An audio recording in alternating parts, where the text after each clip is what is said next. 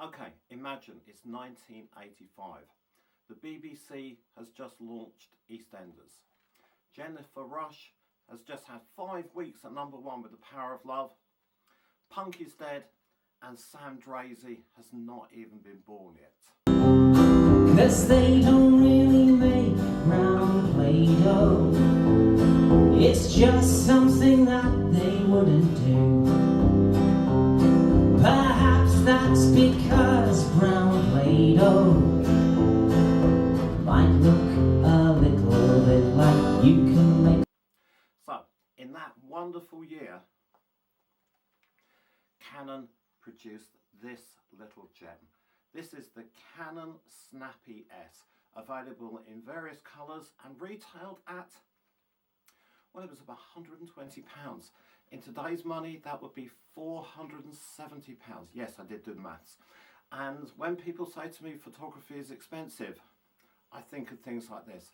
Not only did it cost £470 in today's money, but you had to buy film, you had to get the process done, and wait a week for more or less 24 or 36-ish, probably not very good photos. However, this is fun. This is a fun little camera. So, first impressions.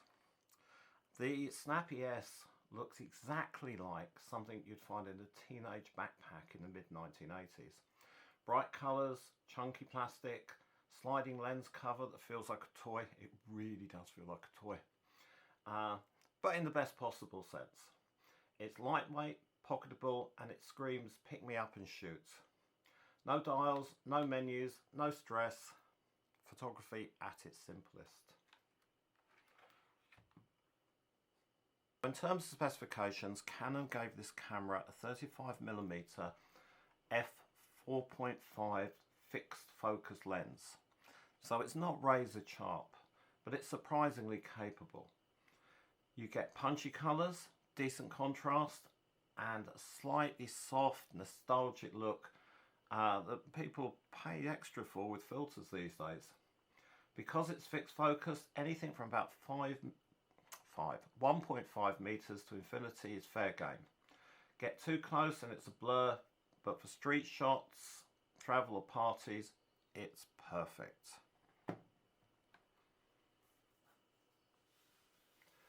The Snappy S uses a very simple programmed exposure mode. It basically does everything for you. Pop the film in. Film goes in here. Really simple film loading. Just like that. Feed it across. Close the back up.